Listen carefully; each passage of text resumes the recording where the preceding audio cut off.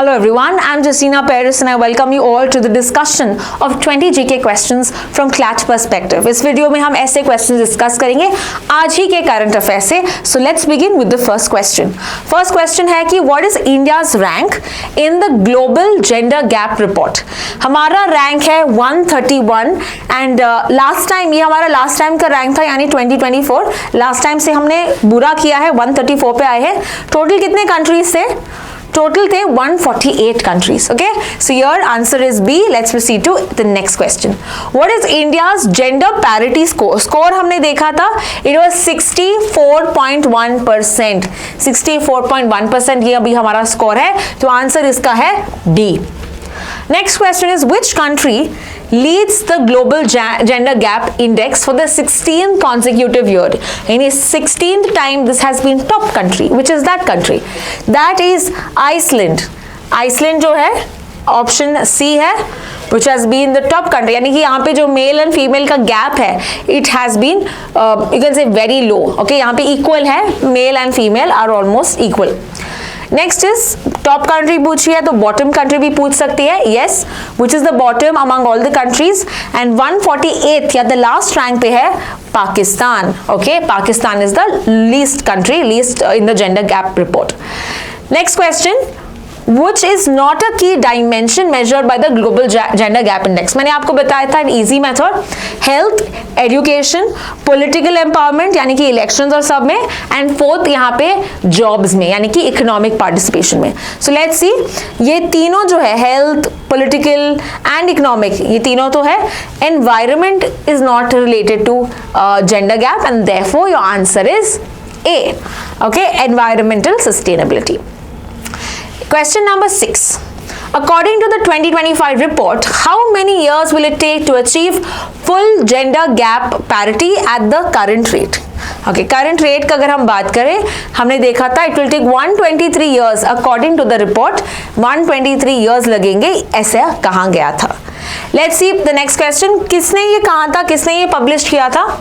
The publishing is done by the World Economic Forum, which is option B. Next is who is the founder of the World Economic Forum? ये 1971 में बना था by a German scientist, right? By a German engineer.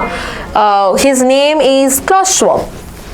Okay, Klaus Schwab. तो इसका answer है A. Where is the headquarters of the World Economic Forum? Now this is in Geneva, in a place called as Cologne.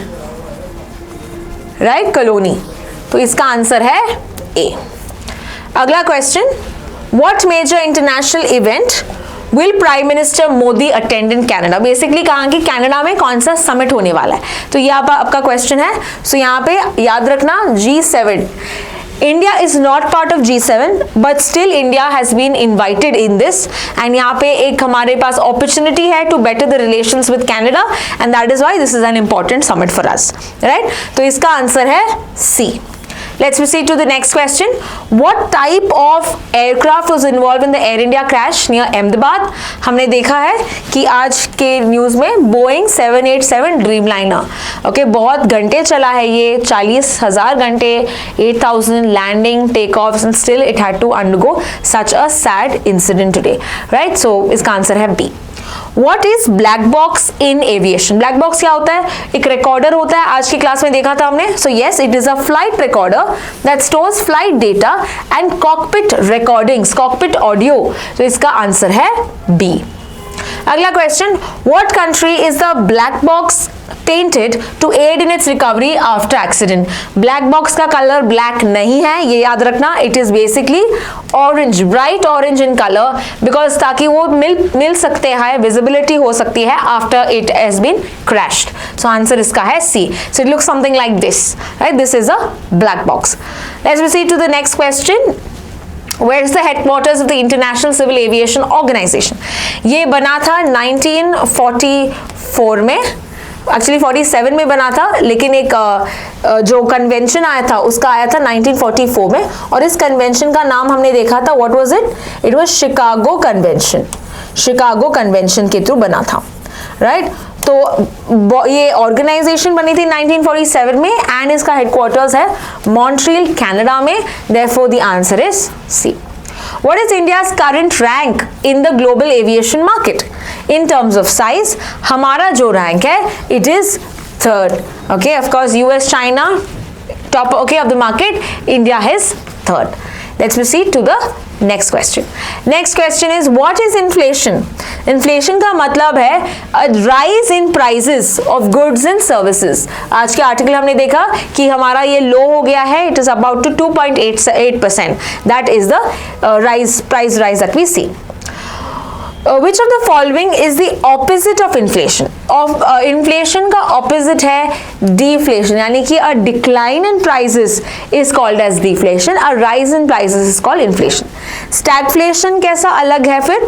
Stagflation क्या होता है? It is still rising prices, पर हमारी economy grow नहीं हो रही, इकोनॉमी हमारी स्टैग्नेट हो रही है, so that is stagflation. तो इन्फ्लेशन का अगर ऑपोजिट पूछा जा सकता है तो राइज के opposite is fall and fall is deflation. Answer इसका है A. Next question, which index is primarily used to measure inflation in India? Inflation को measure करने के लिए we have consumer price index. तो इसका आंसर है C. It measures goods and services दोनों. Wholesale जो है it is only for goods with regard to जैसे हम प्रोड्यूसर लेवल पे जो गुड्स प्रोड्यूस करता है उसका अगर प्राइस लेवल हम चेक करना है तो हम WPI यूज करते हैं, बट गुड्स एंड सर्विसेज का जो नॉर्मली यूज करता है हमारा government for data we use CPI.